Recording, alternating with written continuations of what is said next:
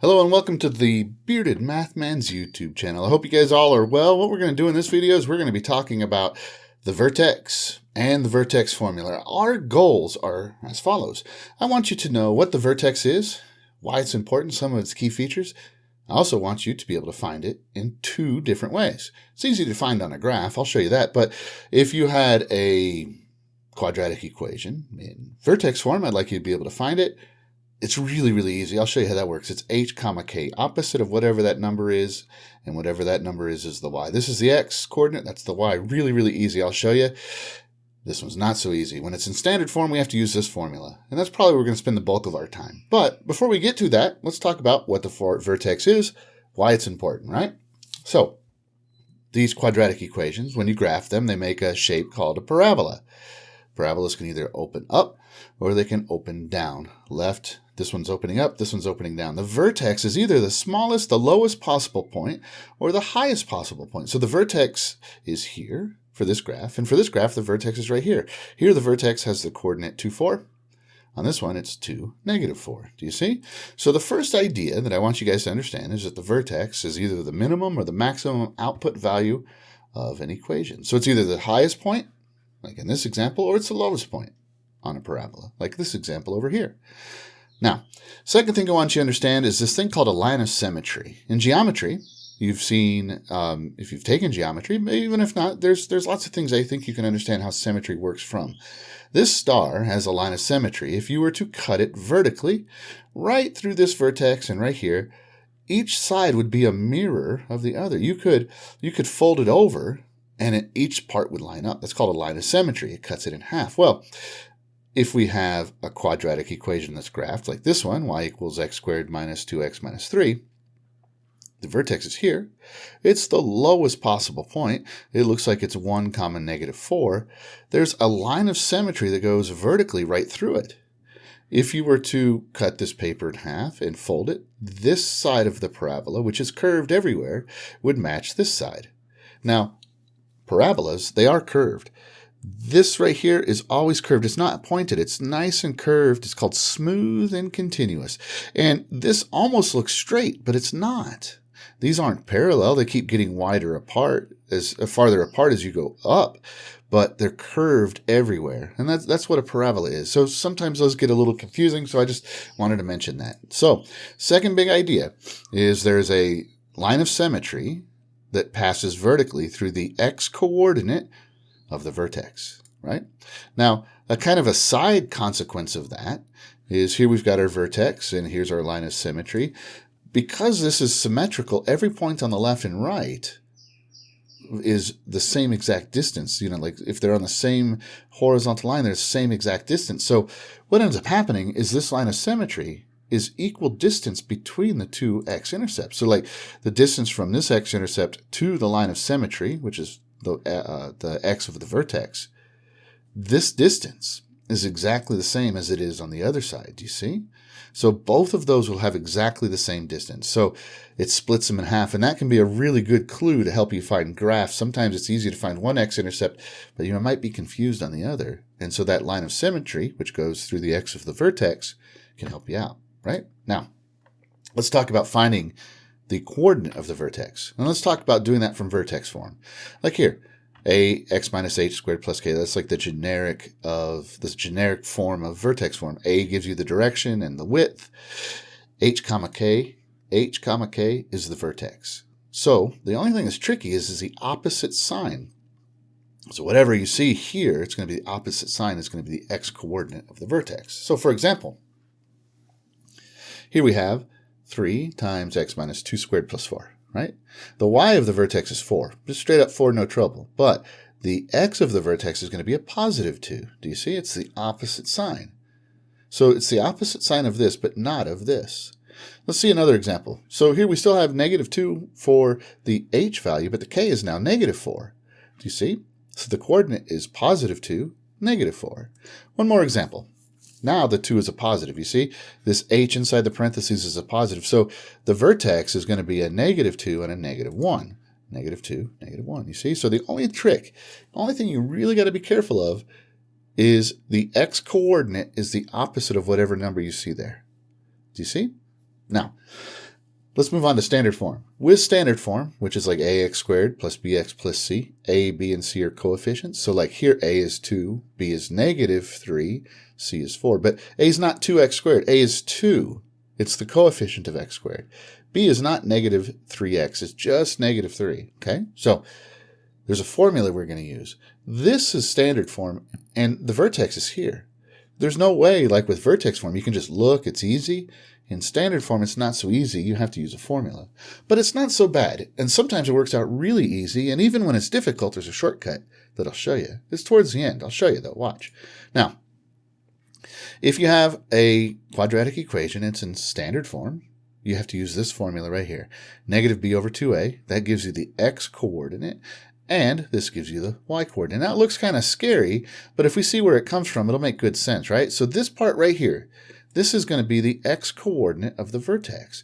Just as you know from before, that's halfway between the two x-intercepts, if there are any, right? And if there's one x-intercept, then it's going to be the same exact coordinate as the vertex. So that'll make things easy for you, right? And once again, just to make sure, the line of symmetry is x equals this number. That vertical line that goes right through and splits that parabola in half, it's going to be x equals that number. Now, this is the y coordinate of the vertex. And this is function notation. What this means is take the function, and what you do is you plug in this number, whatever it is, and you found it here. You're gonna do this little formula, you're gonna reduce it, and then you're gonna plug it in. It's really not too difficult. It's not too bad. The notation looks overwhelming and confusing, but you already know how to do that, right? Now, the y is going to be either the highest or lowest point. Depends on the sign of a, all that kind of stuff, right? But let's focus on using this formula now, shall we? So here's our example. Y equals 2x squared minus 4x minus 4. So our formula is negative b over 2a is the x coordinate. And then what we got to do is we figure out what this number is. We simplify it, reduce it, all that. Whatever it is, when we figure that number out, whatever it is, then we take and we plug that into the equation and figure out the y coordinate, right? So let's do it, right? First thing we got to do is identify what are a and b. A is 2, b is negative 4. So we plug those in. B is negative 4. A is 2. Use parentheses, you see. So negative of negative b, that's actually going to turn out to be a positive, right? But this is 4 divided by 4, this is going to turn out to be positive 1.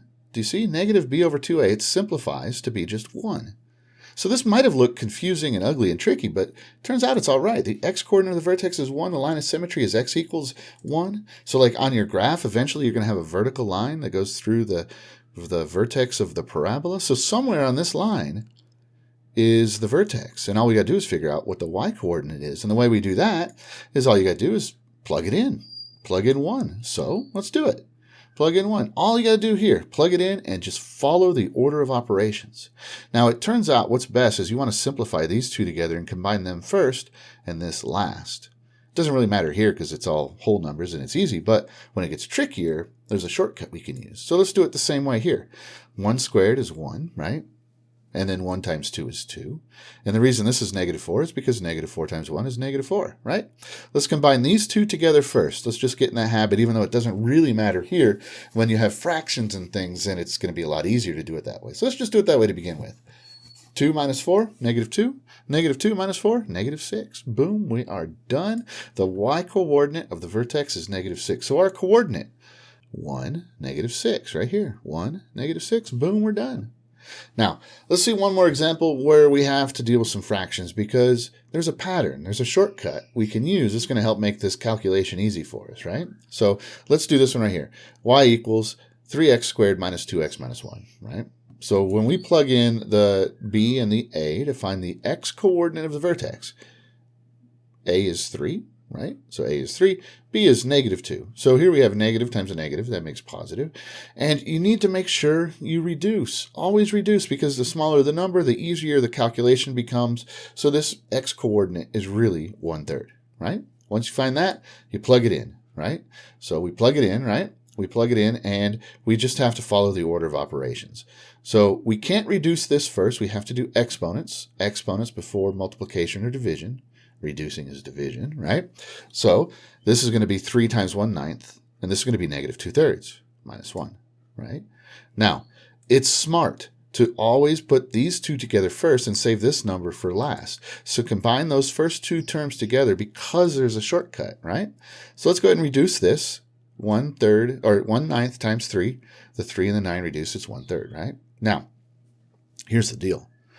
This number is twice as big as that number. I know it's negative, right? But the magnitude, the absolute value of 2/3 is twice as big as 1/3. It always works out that way. The first number is going to be half as big as the second number. So it's going to be the first number times twice of itself. Sorry, subtracting twice of itself. So it's like a minus 2a is negative a, like 10 minus 20 is negative 10. 3 minus 6 is negative 3. 8 minus 16 is negative 8. 3/8 minus 3/4 is negative 3/8. Now, you might not see that this is double.